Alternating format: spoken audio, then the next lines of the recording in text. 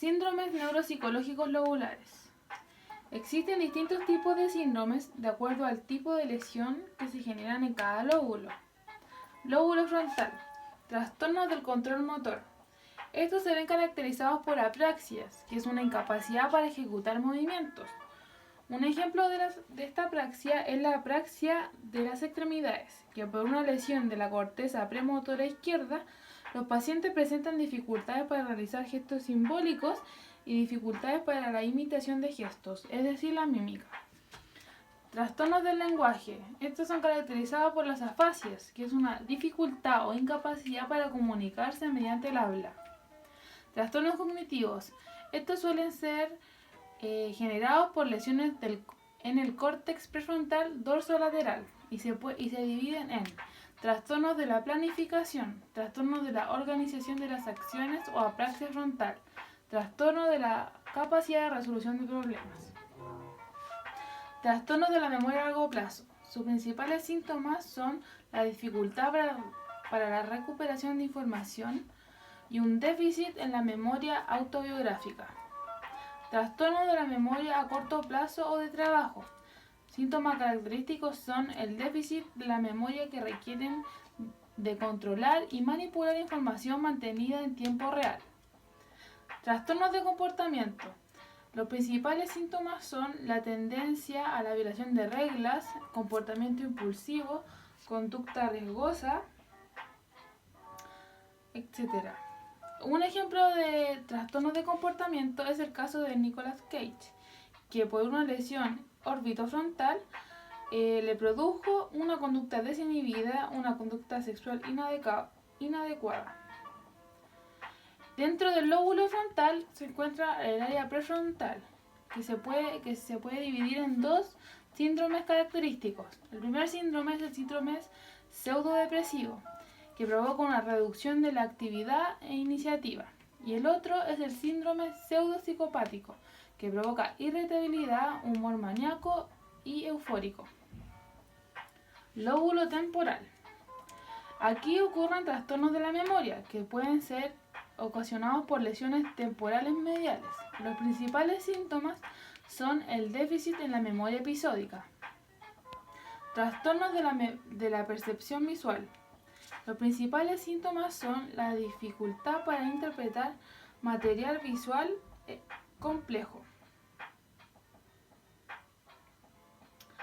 Trastornos de la percepción auditiva.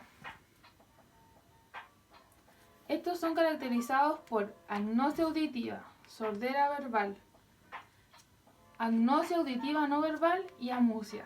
La amusia puede manifestarse como una incapacidad para apreciar o producir música, reconocer o recordar melodías familiares. O también puede provocar una sordera en los tonos. Trastornos del olfato. Los principales síntomas son una dificultad para reconocer los olores familiares. Trastornos del lenguaje que se pueden ver caracterizados por una afasia de Wernicke. En el lóbulo temporal también puede provocar lesiones en el afecto, motivación y personalidad. Un ejemplo de esto es el síndrome de Gustav Gershwin, que es un paciente que presentaba preocupaciones exageradas por temas filosóficos, morales y metafísicos, con hiperreligiosidad, hiposexual y una tendencia a prolongar innecesariamente los encuentros con otras personas. Lóbulo parietal. El lóbulo parietal se puede dividir en dos tipos de lesiones: lesiones del lóbulo parietal anterior y lesiones del lóbulo parietal posterior. En el lóbulo parietal anterior encontramos una pérdida de la sensibilidad de tipo cortical y los principales síntomas, el principal síntoma es una dificultad para discriminar entre dos puntos. Agnosia táctil. El principal síntoma es la falla en el reconocimiento táctil. Extinción táctil y negligencia. Síntoma característico es percibir los estímulos aislados. En el lóbulo parietal anterior también encontramos trastornos motores. Lesiones del lóbulo parietal posterior. Desórdenes de la atención visual. El principal síntoma son los trastornos de la localización espacial y desorientación. Trastornos del control motor, que se ven caracterizados por apraxias, ataraxia óptica. Trastornos del esquema corporal. Los síntomas suelen ser desórdenes relacionados a la representación y localización espacial del cuerpo. Y por último, trastornos del lenguaje, como por ejemplo es la agrafia apráxica, que consta de un severo trastorno de la escritura espontánea o bajo dictado con una mejoría de la escritura copiada. Lóbulo occipital. El lóbulo occipital encontramos defectos en los campos visuales, que pueden ser provocados por lesiones de la vía visual entre el ojo y la corteza visual. Ceguera cortical. Síntomas. Su principal síntoma es la pérdida de la visión en la totalidad del campo visual. Es causada por una lesión en el área primaria que es unimodal, la cual causa una ceguera total. Sin embargo, la persona actúa como si no estuviera ciega. Visión residual.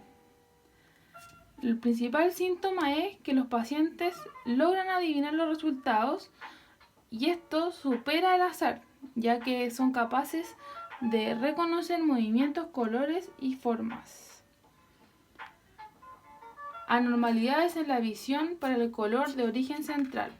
Esta se caracteriza por la discromatopsia y acromatopsia, que se ven influenciadas por una pérdida de los colores, una pérdida en la percepción de los colores y también en su memoria. En estos pacientes suele pasar que ven en blanco y negro o con déficit en el color. Anomia para el color. Síntoma es una incapacidad para nombrar los colores. Ilusiones y alucinaciones visuales. Las ilusiones es la transformación de un estímulo visual y la alucinación es ver imágenes que no existen en el medio exterior. Trastornos de la percepción del movimiento y agnosias visuales. En la agnosia visual existen agnosias visuales de objeto, prosopagnosia, alexia sin agrafia y agnosia de paisaje. La prosopagnosia sucede por una lesión temporo-occipital derecha o bilateral. Corresponde a un trastorno específico del reconocimiento de caras o personas, incluso familiares o del propio rostro.